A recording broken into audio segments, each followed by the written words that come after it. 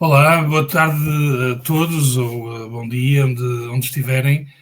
Sejam bem-vindos a mais um podcast sobre Fórmula E, do grupo de Vamos Falar de FUN. Hoje temos dois convidados, o Miguel Gonçalves e Afonso Silva. Miguel, Afonso, bem-vindos. Muito obrigado, Pedro. Obrigado. Já vamos ter mais a conversa e conhecer-vos melhor também. Antes de mais, agradecer a todos os patronos e patronas do Vamos Falar de FUN, uma contribuição que é importante para ajudar a financiar esta estrutura, que produz já vários podcasts de diferentes esportes, não só de esportes motorizados. Este Fórmula E é um deles, estamos de regresso. E com um programa interessante para hoje, vamos conversar obviamente com o Miguel e com o Afonso, vamos fazer um pouco de análise do campeonato até agora e depois entrar mais em detalhe na prova de Miami e na próxima, que vai ser na divisão do Grande Prémio do Mónaco. Portanto, sem mais demoras, bem-vindos, Miguel, Afonso. Eu começava a por ordem alfabética pelo Afonso. Afonso, bem-vindo e fala-nos um pouco sobre esta paixão que é uma tradição que nós temos no Vamos Falar de FUN, que é como é que surgiu este interesse pela Fórmula E e das tuas preferências, piloto, equipa, diz-nos um pouco. Boa tarde a todos. Comecei a ver Fórmula E de uma maneira um pouco aleatória, não tinha nada para fazer. Comecei a ver os canais, estava a dar a corrida de Fórmula E Nova York, se não me engano, 2022. O António ia na frente e acabou tendo um furtivo de abandonar. Eu achei que era engraçado, como houve bastante caos, como sempre, na Fórmula E, chuva, mas um pedaço. E no dia a seguir vi que havia provas, estive a ver, gostei daquilo e a partir daí tenho acompanhado sempre que consigo. Nível pilotos, deve ser o António, como quase todos os portugueses, acompanhar. E o Nick Cassidy também é um dos que eu acabo por sendo mais por ele. E equipas? Onde o António estiver e a Jaguar também gosto da equipa. Muito bem. Então estás bem porque, quer dizer, a Jaguar este ano não está tão bem como no ano passado, não é? Mas podemos voltar a isso e podes dar-nos um bocado da tua visão quando falamos um bocado mais da análise da época até agora. Muito bem, Afonso. Obrigado e bem-vindo ao podcast. Miguel, conta-nos lá então. É assim, eu comecei a ver a Fórmula E o ano passado, ou seja, na temporada número 10 ou 11, não sei se esta é 11 ou é 10, É 11. Esta é 11, então foi na 10ª, puxado pela parte eclética do VFF1, ou seja, obviamente Fórmula 1 é a nossa grande paixão, ou aquilo que nos juntou debaixo desta enorme comunidade que temos hoje, até com diversos grupos do WhatsApp, que depois podem também aderir, e comecei a ver Fórmula 1, Fórmula E, também motivado pela paixão aqui do Pedro, do podcast. Eu viajo bastante de carro, às vezes já tinha esgotado todos os de Fórmula 1 e ouvindo o de Fórmula E, e também, obviamente, o Félix da Costa, que também é uma razão para nós portugueses seguirmos a Fórmula E. Fui vendo, às vezes confesso que não é fácil, porque o calendário da Fórmula E também não ajuda, e às vezes, se calhar daqui a bocadinho vamos falar disso, ou seja, estamos há praticamente 3 meses com muitos interregnos entre as provas. Depois, quando há provas, não aproveitam, nos mesmos fins de semana da Fórmula 1, que também não ajuda. Portanto, é que de facto possamos ter mais entusiastas da Fórmula E. Mas segui a temporada passada praticamente toda, uma ou outra corrida não consegui ver, mas vi a performance do nosso Félix da Costa, não é? Que acaba por ser o meu piloto, e por ser muito recente também não tenho assim uma ou outra referência. Gosto da irreverência do puto da McLaren, não é? De 19 anos, e acho que está a fazer um excelente trabalho, ou seja, este já é esta nova época. Ele o ano passado substituiu uma das corridas, salvo erro, o piloto principal, mas por ser um puto e por ser irreverente, acaba por também estar a seguir o seu caminho até agora. Em termos de equipas, como você viu o ano passado, como disse, gosto da Porsche até porque na vida real, apesar de eu gostar muito da Porsche, mas a Porsche não gosta de mim por causa dos preços que pratica, tenho uma afinidade, ou seja, o DAC está lá, eu já gostava da marca Porsche em si, acabo por naturalmente seguir a Porsche. E em termos de equipas, não tenho assim mais outra em especial, tirando a Andretti. A Andretti também gosto por estar presente nas várias disciplinas e até pela novela da Fórmula 1, que felizmente hoje só a Cadillac se resolveu e por estar envolvida em diversas competições. E porque está lá também o ex-campeão do mundo Jack Dennis, não é? Que é um dos pilotos de reserva da Red Bull, para quem me conhece e segue no podcast principal, sabe que acaba por ser a minha equipa, e o Jack Dennis é um dos que às vezes com o Boemi, que faz o trabalho nos simuladores, etc., em Milton Keynes, e acaba também por seguir um bocadinho a Andretti, mas sempre com o foco na Porsche. Muito bem, ao menos aqui temos algo em comum, que também tem essa preferência pela Porsche, não só aqui, mas nos vários esportes em que participam. Se bem que pronto, na Fórmula 1 claramente, e na Fórmula E também tenho paixão pela McLaren. Muito bem, vamos então, e pegando também em algumas coisas que vocês acabaram de dizer, começar uma análise do campeonato. E voltava a ti, Afonso. A tua Jaguar é uma das surpresas do campeonato pela negativa, não é? Sim, tiveram um ano passado relativamente bem. Eu não tenho certeza se chegaram a ser campeões ou não, mas estiveram sempre lá na frente. Portanto, este ano não sei se não se adaptaram ao regulamento ou alguma coisa não se passou bem e estão a desiludir a um pedaço. E o Cassidy também, o que é que estás a dizer que era o teu preferido também? O que é que achas até agora? Até agora pontuou uma vez, não tem tido muita sorte, não tem corrido muito bem as corridas. O Evans ainda conseguiu uma vitória, mas também tendo disso ainda não pontuou mais nenhuma vez. E tiveram metidos naquele, vamos falar também, tiveram metidos naquele imbróglio que deu cabo da corrida ao Félix da Costa em Miami, mas já iremos. E só para clarificar, sim, no ano passado o campeão foi o pilotos foi para a Silverline, mas por equipas foi a Jaguar. Até um bocado por causa dos maus resultados que o António teve a época passada, enquanto os dois pilotos da Jaguar foram mais regulares. Miguel, falavas também, já referiste o Taylor Barnard, o miúdo da McLaren.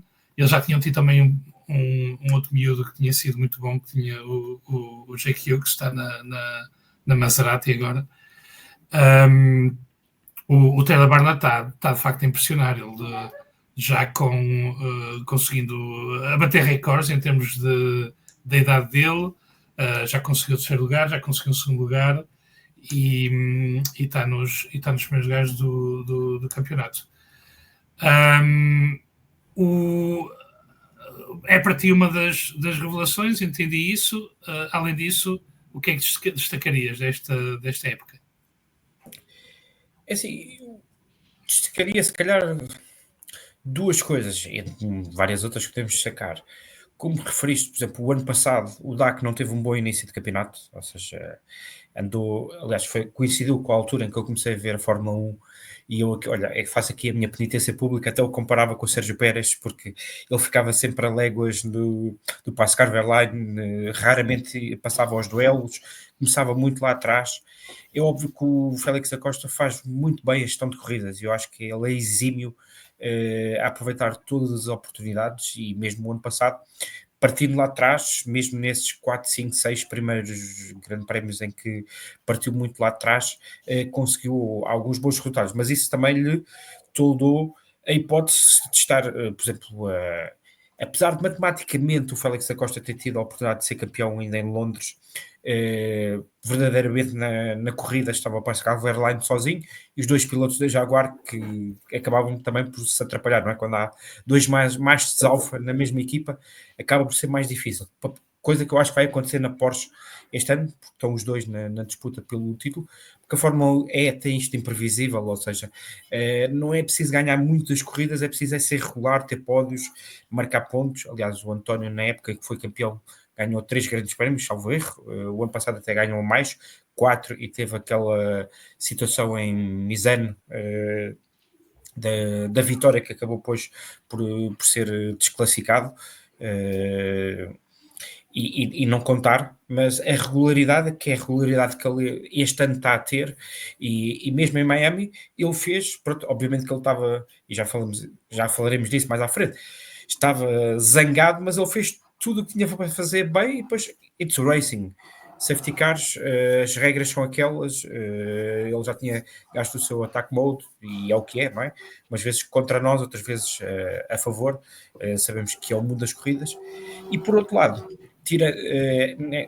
ou seja, destaco o início bastante positivo do António, não obstante em Jeddah, nas duas corridas, ter abandonado as duas por incidentes que ele viu-se em Miami. Teve muito mais cuidado a fugir daqueles imbróglios nas chicanes e ser tocado, etc.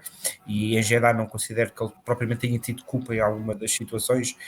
São incidentes de corrida, e na Fórmula E acontecem muitos toquezinhos, aliás, às vezes vemos toques maiores que não dão nada, e em Jeddah o António, por exemplo, teve um toquezinho que de repente lhe estraga-lhe a corrida, e se calhar noutra corrida, ou 5 centímetros mais à frente ou mais atrás, teria continuado, como tantas vezes vemos na Fórmula E. Aliás, não há à toa que não são apelidados só por aqueles que não gostam tanto dos elétricos, mas o meu segundo destaque positivo vai para a Mahindra, ou seja, que o ano passado estava sempre na parte de trás do pelotão, marcaram muito poucos tempos, o próprio Nick de Vries quase sempre atrás do Mortara.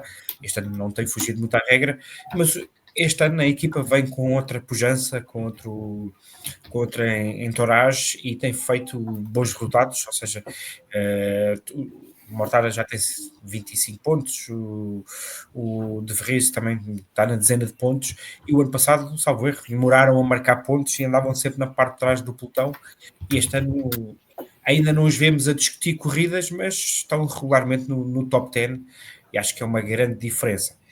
Pela parte negativa, a Jaguar, não por falta de potência, aliás, vamos ver o doubleheader no Mónaco, em que a Jaguar, o ano passado, praticamente tudo levou, não é?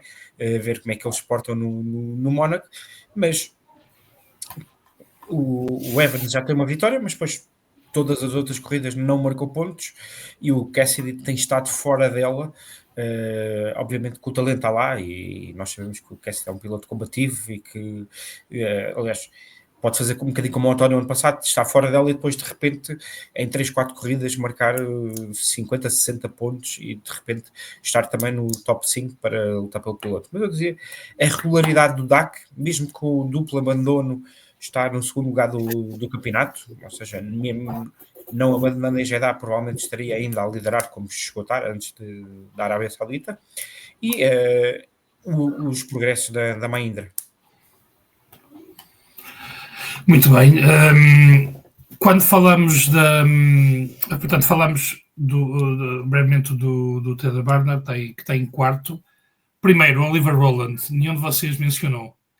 O que é que acham de Rowland? Eu, por acaso, assim, não o mencionei porque o Rowland já é uma certeza, não é? O Rowland, ninguém duvida que é bom piloto, não é? Já é um veterano nestas andanças. Eu depois também fui ver algumas corridas para trás das outras temporadas, como disse, só comecei a ver em 2023, 2024, mas o Rowland é uma certeza. A equipa tem estado bem, e ele tem estado lá em cima, ou seja, não o referimos. Há bocadinho, pronto, eu depois acabei por passar muito ao leve no Barnard, mas gosto da irreverência. Segundo, terceiro, ainda não ganhou, mas tem estado lá. mesmo pressionado, tem conseguido ganhar o segundo lugar. E não nos podemos esquecer que ainda há 2 anos andava com o Antonelli nas corridas em Itália e na F4 regional. Ou seja, ele andava praticamente sempre de braço dado com o Antonelli, e agora está aqui a surpreender na Fórmula E. Veremos, não é muito normal depois haver saltos da Fórmula E para a Fórmula 1, mas e a McLaren também tem provavelmente a melhor dupla de pilotos da Fórmula 1, e se calhar a médio prazo não haverá notícias para lá, mas a McLaren também é outra construtor que está, equipa que está envolvida em múltiplos campeonatos, e quem sabe o Bernardo fará aqui uns aninhos e depois poderá ir ao WEC ou poderá ir para os Estados Unidos. Muito bem, Afonso, queres comentar alguma coisa sobre o Roland? O Roland, já todos sabemos que é um ótimo piloto, ele entrega sempre resultados ótimos, vitórias, pódios, não é preciso. Acaba por ser um pouco agressivo demais. Ele causar os acidentes, mas ele envolve-se em muitos toques com os pilotos e acaba por ficar um pouco mal visto, assim como quem diz, apesar de sempre dos ótimos resultados. E quanto ao Barnard, ele o ano passado acho que começou na Fórmula 2, sim, com o Antonelli, apesar de saltar a Fórmula 3, fez ótimos resultados e vi aqui a Fórmula E como a sua oportunidade e tem desempenhado super bem. Depois, quem sabe, quando a McLaren entrar no WEC, dá lá um saltinho, pode fazer alguns treinos na Fórmula 1 e acho que é isso. Fala-se, e alargando agora esta discussão também aos outros esportes, fala-se muito da Academia da Red Bull, mas a McLaren, nas diferentes disciplinas, tem um leque de pilotos, de facto, muito prometedor. E se calhar até demais, não é? Para não dizer das discussões que havia, da possibilidade de alguns da Indy de virem para a Fórmula 1, etc. Já que estamos a falar disso, um dos nomes que se fala que poderá integrar a Fórmula E é o Théo Pourchaire. Portanto, é mais uma destas promessas que tem dificuldade em entrar na Fórmula 1 e a Fórmula E aí é uma alternativa interessante também para continuar a sua carreira.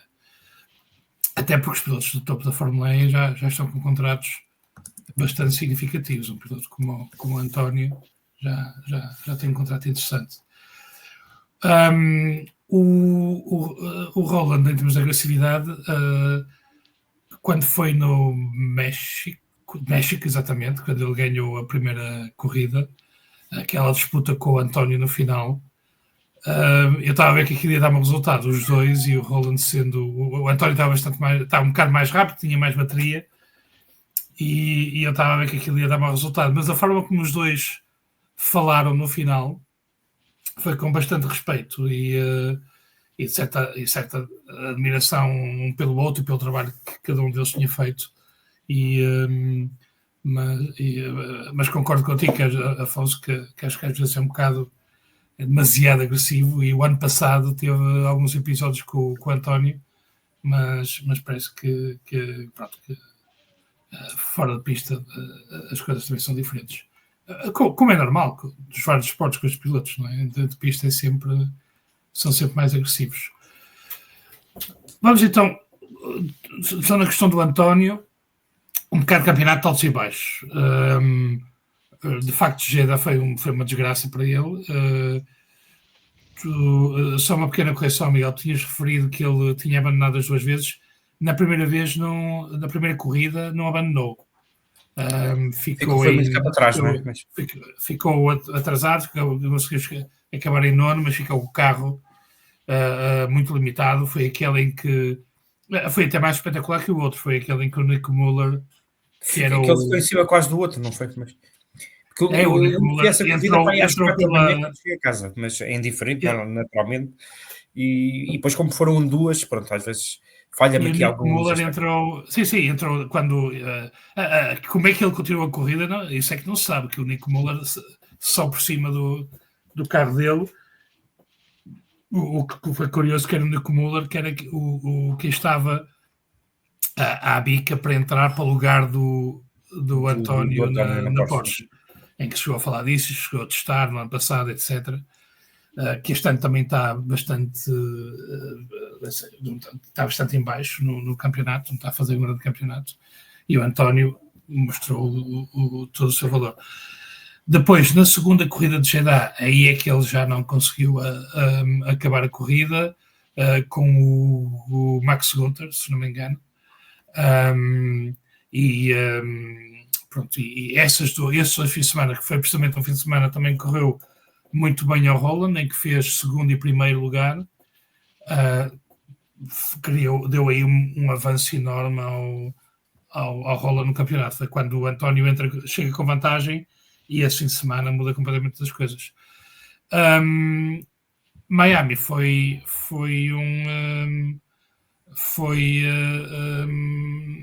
era uma excelente oportunidade para o António, e já iremos. Mas o que tem mudado, e penso que foste tu, Miguel, que fizeste referência a isso, o António ano passado qualificava-se muito mal. E começando de trás, ele fazia corridas muito boas, mas tinha dificuldade depois em disputar os gajos da frente e envolvia-se em mais toques, não é? Quanto mais atrás partirem, mais riscos vão correr. O attack mode era mais o handicap do que propriamente um verdadeiro modo de ataque. E este ano vemos, já não lembro qual é que foi o piloto, quase que passou em último, e quando meteu o attack mode, de repente estava em segundo ou terceiro, ou seja, passou cerca de 14, 15 carros, e o ano passado o António, partido tão atrás, não beneficiava desse attack mode, ou seja, que felizmente mudou para um verdadeiro modo de ataque, pronto, e é igual para todos, e por isso é sempre positivo e dá mais emoção às corridas. Mas eu estou confiante, ou seja, houve ali o António é um piloto com azar, isso não há dúvida, e o que aconteceu em Jeddah e em Miami, eu, se não me engano, ele está também à porta do recorde de vitórias, e acho que está um bocado, isso está ali um bocado também se calhar também é um bocado como é que se diz em inglês isso, jinx, esta época dele, porque esta época tem estado muito bem, mas ele não ganhou nenhuma corrida, não é? E tem estado lá perto. Muito bem, pegando então e podemos continuar com o António na corrida de Miami. Portanto, uma corrida dominada pelo António, excepcional, quer em termos de estratégia, deixou-se estar atrás na fase inicial, ou seja, não pegou logo na primeira posição, relativamente cedo na corrida, então em sim pegou, estava com uma gestão de bateria excepcional mesmo, e faz um primeiro attack mode relativamente tarde, digamos, mas depois não com muita diferença, faz o segundo attack mode, que é o que é interrompido e a própria Porsche pela bandeira vermelha. Porque depois o Verlaine em segundo para teoricamente se distanciasse ainda mais e já ninguém o agarrasse, como foi quando se deu o acidente, não é? Ou seja, a própria estratégia da Porsche, usando o jogo de equipa, não é? Estava perfeito, foi a corrida perfeita. Estava tudo a correr bem. Tirando o safety car. Mas é essa a minha questão. Ele estava com mais de 2 segundos de vantagem. Para quem não acompanha a Fórmula E, 2 segundos de vantagem na Fórmula E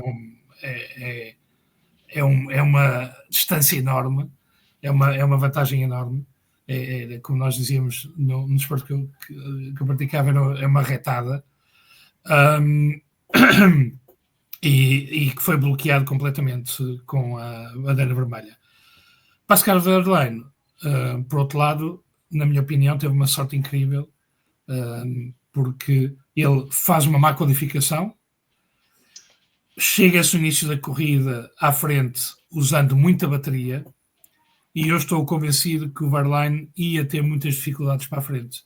E a única questão que não me pareceu tão claro na estratégia da Porsche é que com a pouca bateria que o Wehrlein tinha, ele não ia conseguir. Tanto o António, ao ir embora, não consegue ajudar o Wehrlein. E acho que se calhar era mais o Wehrlein que ia defender a vitória do Estava a ser Sim, ele utilizado estava para então, ganhar esse gap e defender a vitória do António. Exatamente.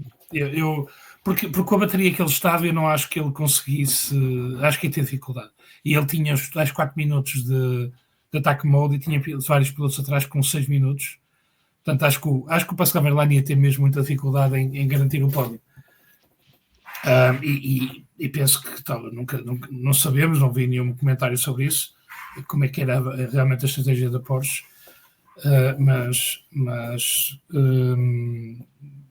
poderia ser isso, de tentar usar o Pascal, tentando que ele tivesse um bom resultado, mas ao mesmo tempo ajudar a vitória do António, que estava de qualquer forma mais adiantado no campeonato.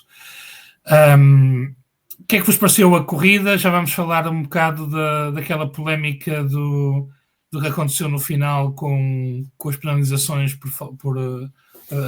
relativas ao attack mode.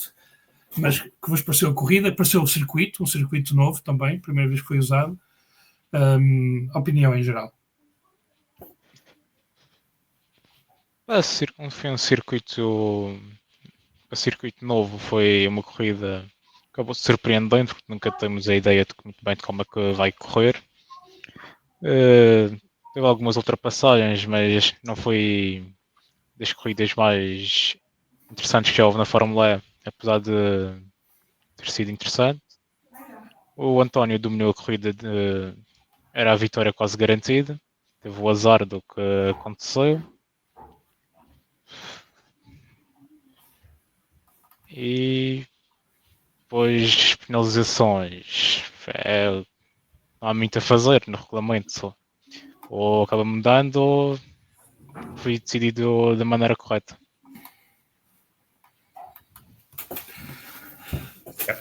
Miguel, o que achaste da corrida em geral? Assim, como estávamos a falar, era a corrida perfeita do António, ou seja, de facto, boa estratégia, a utilização do attack mode quando tinha que utilizar, provavelmente já estava com 2 segundos e ia acabar aquele attack mode com mais 1 ou 2, de certeza o Wehrlein estava estrategicamente colocado, como disseste bem, provavelmente iria cair ao pódio, muito dificilmente iria, mas se calhar ficava nos 7, 8 primeiros, e depois veio o safety car. Eu acho que as equipas contaram que safety car e bandeira vermelha, não é? Que as equipas contaram que fossem adicionadas mais voltas. Às vezes vemos isso acontecer, desta vez não aconteceu, não sei se depois não me aprofundei o motivo porque não aconteceu. E pronto, e alguns pilotos ficaram impedidos de conseguir ativar o attack mode na sua extensão máxima, não é? Como é obrigatório, e foram bem penalizados, ou seja, aí não há dúvidas, as regras são as regras e são iguais para todos, e se calhar vamos ver outro tipo de gestão aqui para a frente. Pronto, em Miami estava-se tudo a guardar para a parte final da corrida, e depois deu no que deu, não é? Nas penalizações que todos vimos e nas reviravoltas que puseram o António de sétimo para terceiro e deram a vitória ao Pascal Wehrlein. Se é justo, se não é justo, nas corridas muitas vezes não há justiças, há incidências e faz parte do jogo, a chuva, safety cars, acidentes, umas vezes vão contra nós, outras vezes vão a favor de outros. Foram bem penalizados porque não cumpriram aquilo que têm que penalizar, levaram os 10 segundos, como o safety car ou a bandeira vermelha foi no final, as diferenças eram praticamente muito pequenas, na Fórmula E já costumam ser pequenas e pequenas eram, e de facto deram esses trambolhões que cá para trás os 10 segundos. Mas é o que é, ou seja, acho que não tem que se mudar regras, não sei se houve algum motivo, não sei se o Pedro leste sobre isso ou não, porque não adicionaram voltas, que eu acho que algumas equipas contaram com o ovo no dito cujo da galinha, e depois saiu-lhes o tiro pela culatra, quando a direção de corrida manteve o número de voltas inicialmente estabelecido. Acho que se calhar daqui para a frente as equipas vão aprender e se calhar não vão deixar tudo para tão final, precavendo-se destas incidências que pode acontecer em qualquer corrida. E, por exemplo, temos agora o Mónaco, não é? O Mónaco não é o circuito mais largo, ao contrário da Fórmula 1, aqui é possível ultrapassar, mas também há curvas apertadas e vai haver molhanços de certeza, e a gente gosta deles, quer se quer não, também a Fórmula E tem esta imprevisibilidade, não é? Das vezes, aliás, os pilotos partem de trás, chegam à frente, ou de repente temos a vitória e numa chicane embrulhou-se, como aqui, tentaram-se pôr 3, onde não havia espaço para 3, e de repente é um game changer e tudo muda. Agora, acho que as equipas vão aprender com esta gestão e se calhar não vão deixar tudo para o final e principalmente então os dois pilotos praticamente com a mesma estratégia, então pode ser um tiro no pé noutras corridas daqui para a frente. Deixa-me só, para quem estiver a ouvir e não tiver acompanhado a corrida, explicar um pouco melhor, penso que já devia ter feito isso, o que aconteceu. Portanto, não tenho aqui agora presente a que volta, mas já na parte final da corrida temos um acidente que leva a primeira intervenção, bandeiras amarelas, safety car e bandeira vermelha.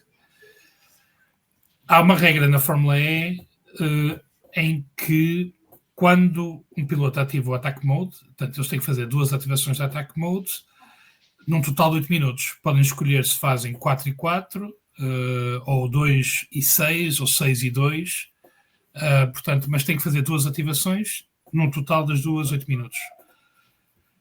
O António, se não me engano, tinha ido uma estratégia de 2 minutos mais 6 minutos. Sim. O Pascal Wehrlein tinha 4 mais 4. E o António estava em Attack Mode quando vem a bandeira vermelha. Na regra da Fórmula E, quando há bandeiras amarelas ou safety car ou bandeira vermelha e um piloto ativou o Attack Mode, o tempo não para de contar.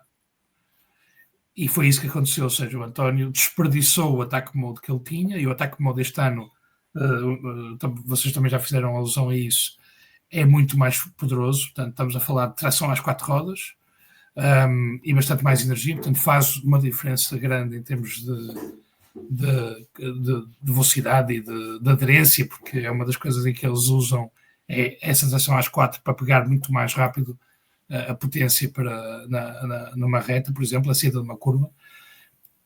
E o António desperdiçou o seu Attack Mode. Quando a corrida recomeça, estão todos compactados. O António, como dizíamos há pouco, já tinha mais de 2 segundos de vantagem quando a corrida é interrompida. Eles estão todos compactados. Os carros atrás do António tinham ou 4 minutos, como era o caso do Pascal Wehrlein, ou 6 minutos. Mas, com o número de voltas que havia, o Pascal Wehrlein conseguiu completar os 4. Portanto, a corrida começa, eles ativam imediatamente o seu Attack Mode. Os que tinham 4 minutos conseguiram acabar os 4 minutos de Attack Mode que faltava antes do fim da corrida. Os que tinham 6 minutos para fazer já não conseguiram acabar o seu Attack Mode, o que significa uma penalização de 5 segundos. Portanto, foi tudo feito de acordo com as regras, e penso que ninguém põe isso em questão. Foi muito azar do António, mas lá está, como também referias, Miguel, nestas questões nas corridas é sempre sorte e azar. Estas questões de levar um toque por outro piloto em que não se tem culpa nenhuma, ou de a nosso adversário levar um toque que o põe fora e beneficiar, e o piloto beneficiar disso também. Portanto, é uma questão de sorte e azar, e penso que os pilotos, com a sua experiência, aceitam um bocado. Eu só tinha uma outra ideia, porque acho que eles foram penalizados 10 segundos, Pedro, e não em 5. Talvez. Tu agora referiste 5, que eu tenho a ideia que a penalização foi de 10 segundos. Podes ter razão, agora não me recordo. Mas pronto, o que significa é que a corrida acabou e depois da corrida tiveram a fazer as contas. O António, que entretanto tinha sido ultrapassado por vários pilotos, já não sei se estava em nono, acabou em nono. Acho que era sétimo. Acaba por subir por causa de todos os que levaram penalizações por não terem acabado o Attack Mode. Portanto, até nisso o Pascal Wehrlein teve sorte, porque beneficiou de ter Attack Mode, mas teve tempo, como só tinha 4 minutos, teve tempo de usar o seu Attack Mode até ao fim. Em termos de, como dissemos, está tudo dentro das regras, mas é uma oportunidade também para refletir nestas regras. E eu lembro-me que esta nova forma portanto, o que temos, a forma como agora se corre, também surgiu de uma alteração de uma corrida em que o António foi outra vez o prejudicado, está sempre no meio tem sempre um azar do caraças, que foi o Grande Prémio de Valência 2021. E eu estou convencido que esse Grande Prémio custou o campeonato ao António. O António era campeão do mundo, ganhou o Nick de Vries esse campeonato, sem ter feito um grande campeonato, só conseguiu ser mais regular que os outros. Mas com essa vitória de Valência, o António ganhava esse campeonato. E o que aconteceu nessa altura foi que as corridas eram meia hora mais uma volta, não é? Portanto, quando eles fizessem a meia hora, depois corriam mais uma volta. Quando havia safety car, eles podiam aumentar o número de voltas. E foi isso que aconteceu. Houve um safety car, eles aumentam o número de voltas, mas aumentam 2 voltas. E que a FIA diz que as equipas calcularam mal a bateria que tinham para usar. As equipas dizem que aquelas 2 voltas extra foi exagerado. A verdade é que houve vários pilotos que ficaram sem bateria na última volta. Portanto, dessas 2 voltas fazem a primeira. O António ia à frente, acaba essa primeira volta das 2 últimas em primeiro. A seguir fica sem bateria e penso que já nem pontuou, nem conseguiu pontuar. Portanto, esses 25 pontos tinham-lhe valido na altura o campeonato. Isso fez uma revisão das regras e entramos então no que temos agora, portanto o número de voltas que pode ser aumentado quando houve safety car. A questão deles aumentarem aqui, não terem aumentado, tu referiste também, Miguel, eu penso que tem a ver com o facto de que eles não circularam muito em safety car. Eles lançaram a bandeira vermelha relativamente rápido. Portanto, e ao lançarem a bandeira era impossível vermelha, passar ali, onde foi o acidente, era impossível passar. E, portanto, ao lançarem a bandeira vermelha, já não há tal questão de que em safety car as voltas contam, mas eles estão a gastar muito menos bateria porque estão a andar devagar, não é? E agora, eu aproveitava isto para podermos fazer uma pequena reflexão aqui. Nós temos no nosso WhatsApp do grupo de Fórmula E, temos uma questão do Miguel Maia. O que Miguel Maia propunha era a possibilidade de alterar a regra, por exemplo, pelo menos em bandeira vermelha, congelar o tempo.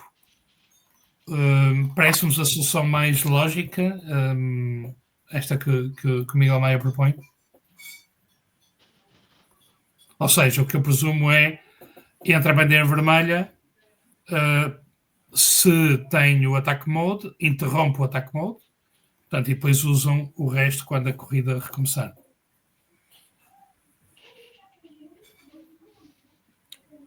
Afonso, começa. Complicado. Ao mudar isso, ele ao congelar o tempo, é justo para quem ainda tinha o tempo para usar, mas acaba também prejudicando quem já tinha usado o attack mode, e vai haver sempre alguém que vai acabar sendo prejudicado. Eu também acabo concordando que tínhamos que congelar, só que, como disse, vai acabar sempre havendo alguém prejudicado.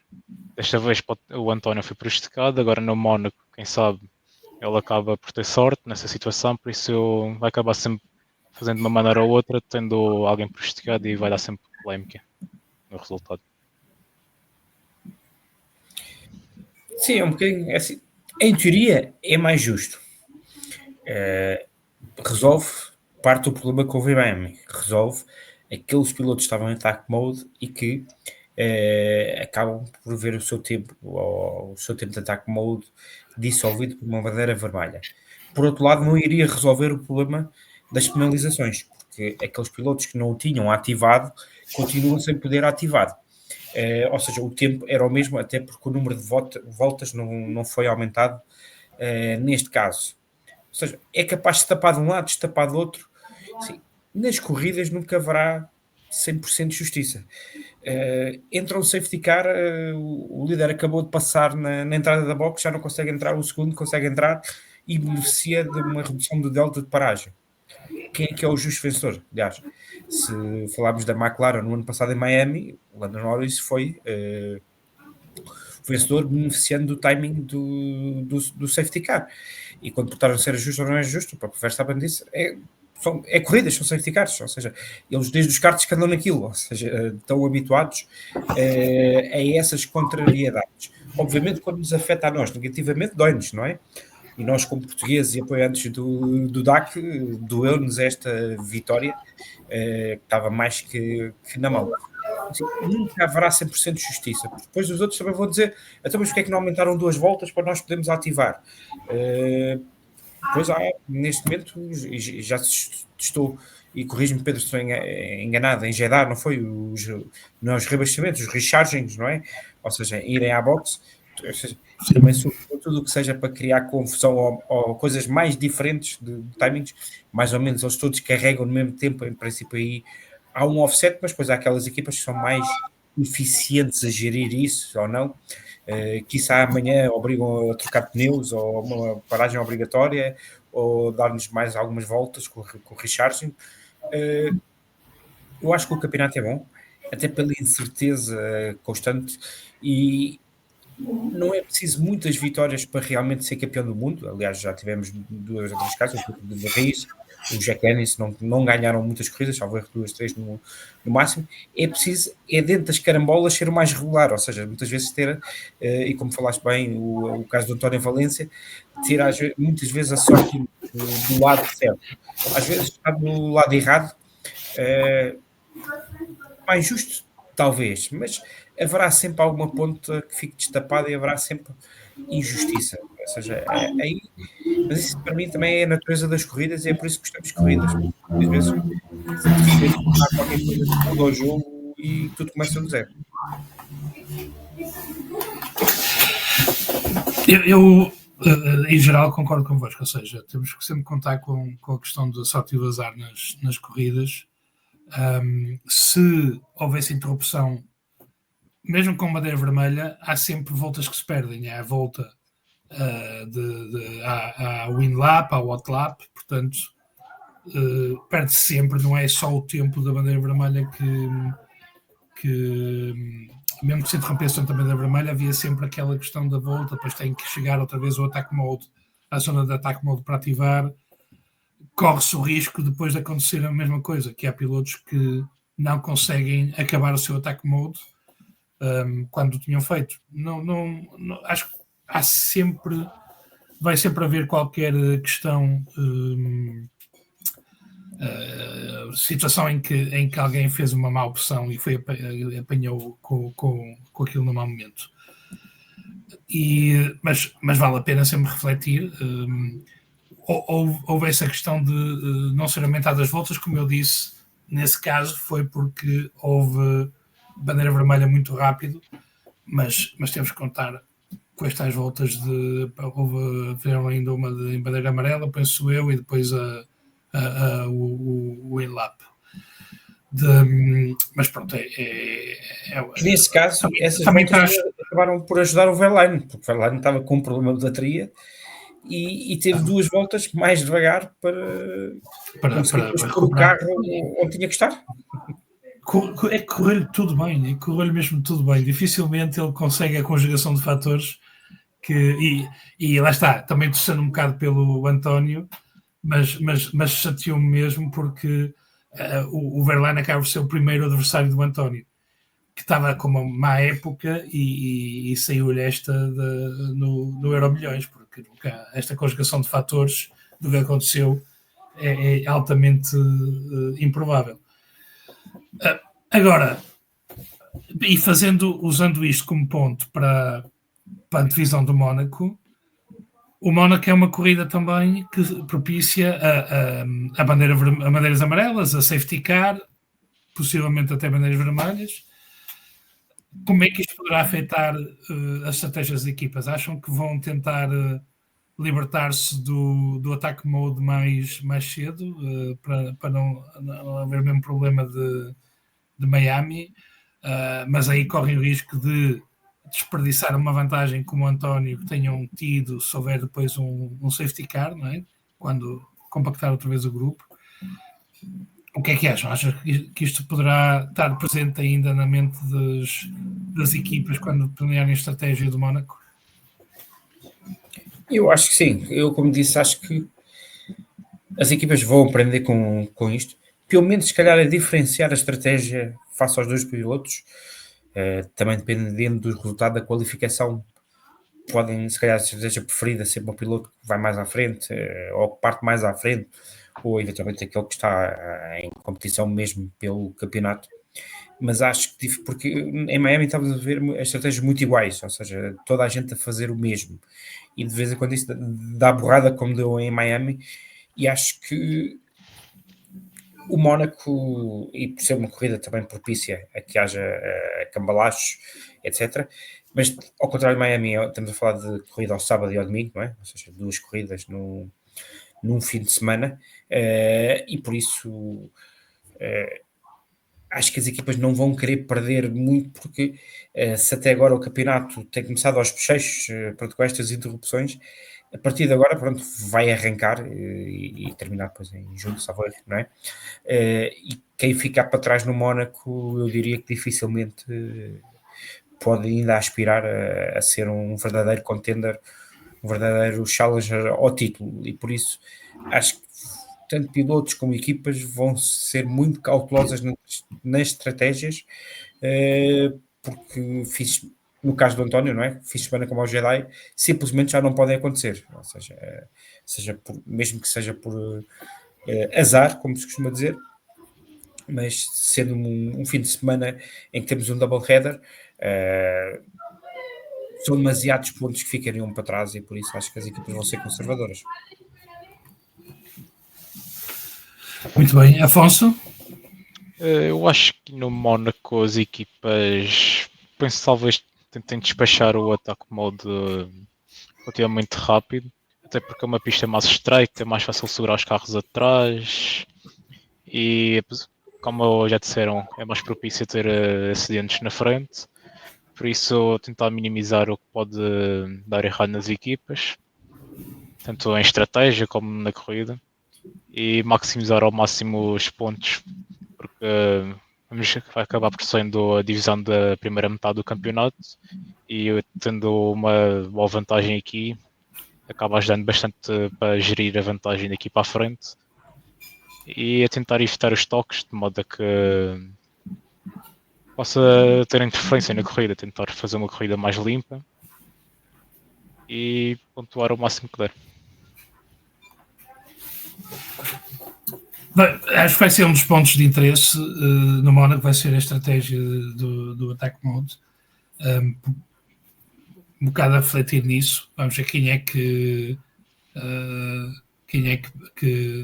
pisca os olhos primeiro, não é? Blinks first, nesse aspecto da estratégia. Eu arrisco-me a dizer que vamos ver mais equipas a fazer o 4-4. Porque é sempre mais fácil gerir numa visão idêntica de tempos.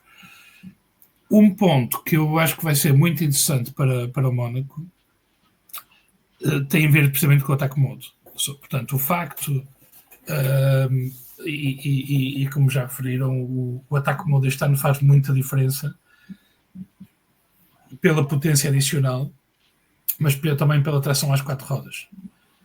E o Mónaco, eu estou a imaginar o que é eles fazerem a Rascasse, por exemplo, com tração às 4. Daquilo deve ser giro de ver. Ou quando saem de curvas apertadas, quando saem, por exemplo, de Saint-Devote, ou quando saem de Portier, que a seguir têm as retas, não é? Tem a Beau Rivage ou tem o túnel. Essa saída em tração rápida da curva, acho que vai fazer muita diferença, e estou muito curioso para ver. Portanto, acho que este novo Gen 3 Evo no Mónaco promete. O Mónaco já sabemos que é interessante, a Fórmula E é incomparavelmente mais interessante do que na Fórmula 1, porque temos realmente corrida e temos ultrapassagens.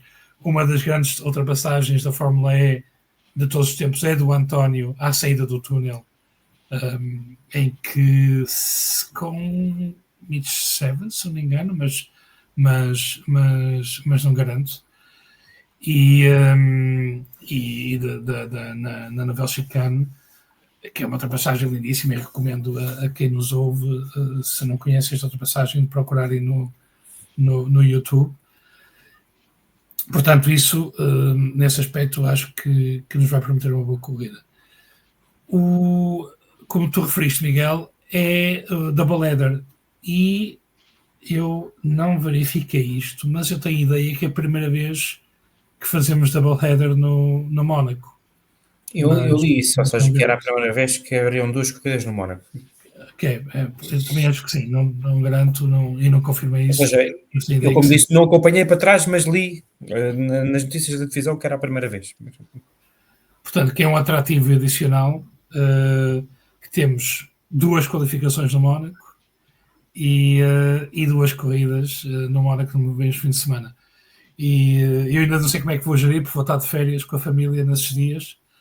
Portanto, vai ser uma questão sensível, porque realmente não queria perder estas corridas ao vivo. Vamos ver. Eu confesso que raramente as vejo em direto. Normalmente é sempre 1, 2 da manhã, é quando as vejo, até porque elas têm calhado em fins de semana, por lado também a família, a gestão desportiva, 3 atletas aqui em casa, o pai Uber, como costuma dizer, e por outro lado também tem calhado em fins de semana em que, então a última acho que havia MotoGP, havia Fórmula 1, havia tudo e um par de botas, não é? E depois torna-se difícil, mas para quem gosta de futebol também o campeonato ao rubro, e nesse aspecto, pronto, lá está, 1 da manhã, 2, está tudo calmo.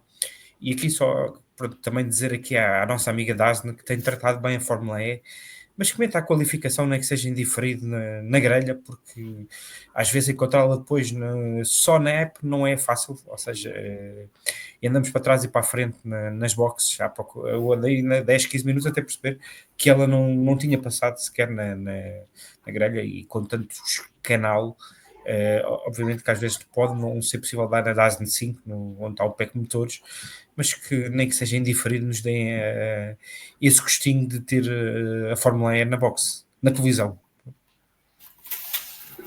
Muito bem, acho que espero que nos estejam a ouvir. Nós vamos ter a comparação com o Miguel Roriz, tem sido mais difícil por questão de disponibilidade do Miguel, com acompanhar não só a Fórmula E, mas vários outros desportos na DAZN, de Miguel Roriz. Mas espero que ouçam e que possam fazer isso, porque compreendo. Eu gosto e concordo contigo. Eu gosto a mesma coisa que o Fórmula 1. Eu gosto de quando posso ver ao vivo, mas tenho uma questão como tu, que nem sempre é possível. Uma das vantagens de ver ao vivo é acompanhar o rádio dos pilotos. Portanto, na Fórmula E também é possível, através do website, ouvir o rádio dos pilotos. Eu sigo, obviamente, o do António, e isso talvez haja forma de o fazer, ainda não descobri, não consigo, não sei como é que se faz em diferido. Portanto, acho que não é possível em diferido. Enquanto, por exemplo, na Fórmula 1 sabemos que na F1 TV podemos depois ver as gravações mesmo das câmaras e ouvir. No caso da Fórmula E, penso que não é possível em diferido estar a ouvir o rádio dos pilotos. E gosto de acompanhar, lá está a questão dos tempos e das comunicações e isso tudo que ao vivo tem sempre outro gosto, mas é verdade, nem sempre é possível. E Afonso, tu como é que costumas acompanhar? Ao vivo, diferido? Eu tento acompanhar diferentes ecrãs?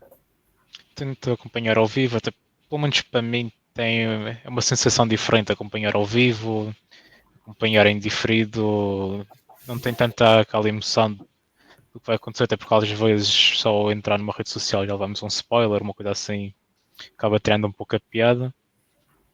Mas mesmo que não consiga ver, nem que seja só um resumo da corrida, mas tentar ver a corrida ao máximo, é sempre um gosto especial.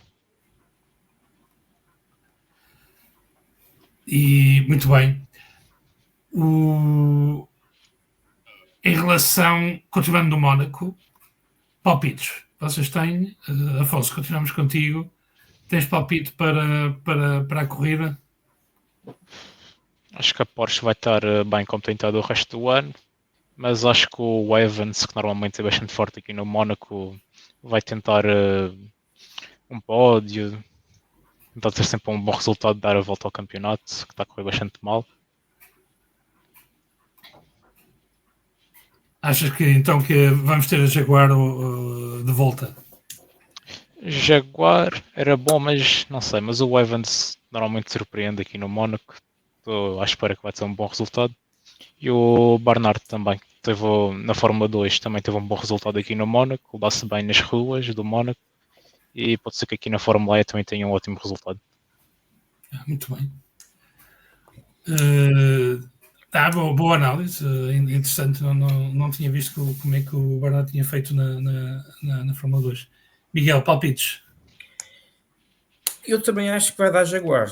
Ou seja, o ano passado foi a praia deles. É uma equipa que precisa fazer um statement se ainda quiser salvar este ano. E acho que pelo menos o Cassidy vai levar uma delas. Ele de repente não deixou de saber conduzir e sabemos o piloto combativo que ele é. E acho que vai estar aí. E estou curioso para ver também a gestão da Porsche, não é? Porque com aquilo que falámos há poucos minutos, não é? Com tudo a correr bem ao Pascal Wehrlein, de repente a Porsche é a única equipa que tem 2 pilotos com possibilidades de lutar pelo Mundial de Pilotos, não é? E por aí dizer, vamos ver se eles vão continuar a jogar em equipa como estavam a jogar em Miami, naquele caso em favor do António, até porque qualificou-se bastante melhor que o Wehrlein, ou seja, não por estar à frente do campeonato, mas vamos ver, porque a prazo, se continuarem os dois na luta pelo título, isto vai dar faísca, mas veremos como o António sairá destas faíscas, uma vez que temos um piloto alemão numa equipa alemã, ou seja, mas também estamos só a fazer futurologia, porque nada nos indica no passado que tivessem favorecido o Wehrlein. Aliás, o ano passado quem não se favoreceu foi o António com aquele péssimo início de campeonato, não é? E por isso foi fácil ele estar ao serviço da equipa, e o ano passado vimos várias vezes o António fazer jogo de equipa para ajudar o Wehrlein. Aliás, involuntariamente acabou por ajudar na corrida final, não é? Com o toque que teve com um dos competidores do Wehrlein, mas não foi de propósito, e longe disso estar a dizer isso. Acho que vai ser outro motivo de interesse, mas eu acho que uma das duas vai dar Jaguar, e acho que o Cassidy vai levar uma delas. Muito mas bem. É a minha bold prediction. A minha... eu aposto no António e no Mitch Evans. O Mitch Evans com a pole e o António atrás dele. E a minha bold prediction é que esses dois grandes amigos do peito, o Pascal Wehrlein e o Jake Dennis, se vão enfaixar um no outro. Muito possivelmente na Belchicane. Essa é a minha bold prediction. E que também daria algum jeito ao António e trazia alguma justiça depois do último fim de semana.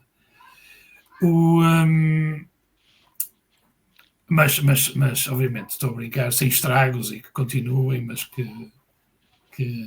animem um bocado a corrida entre o Wehrlein e o Dennis. Referir um pouco os horários, portanto, como referimos, Doubleheader, 3 e 4 de maio, qualificação às 9h40 e corrida às 14. Portanto, isto tanto no sábado como no domingo. Portanto, horas boas para seguir a Fórmula E, horas tradicionais. Sábado já sei que vai ser diferente. Talvez a qualificação ainda dê, antes da primeira saída, mas pronto. Sábado será diferido. Domingo, muito provavelmente também.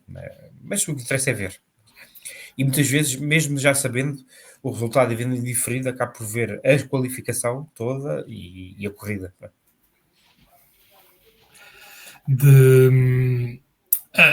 A qualificação depende, porque eu gosto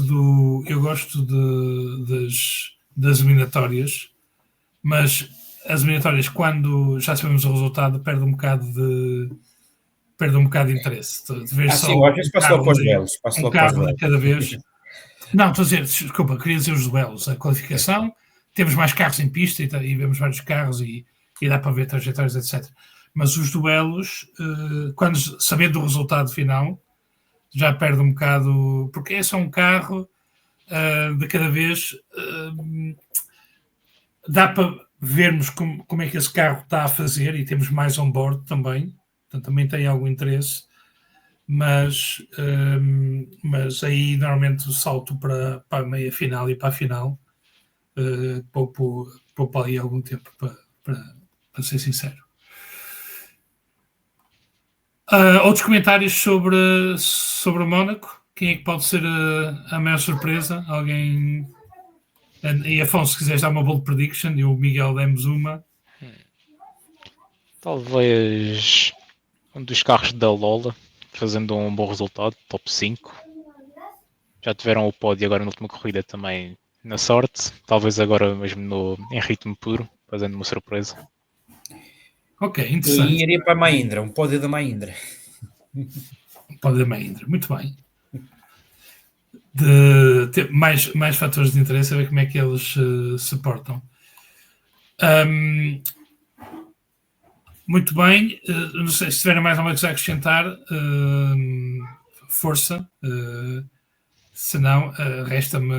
que seja um excelente fim de semana, não é? Também estamos aqui a tocar a hora, não é, do podcast, que seja um excelente fim de semana e que dê motivo para se fazer um belo debrief depois deste double header do Mónaco. Muito bem, e já falamos das datas das horas horárias do Mónaco. A seguir, 2 semanas depois do Mónaco, temos Tóquio, double header também, e uma corrida que promete. Portanto, 17 e 18 de maio, saltamos para o outro lado do mundo, para Tóquio.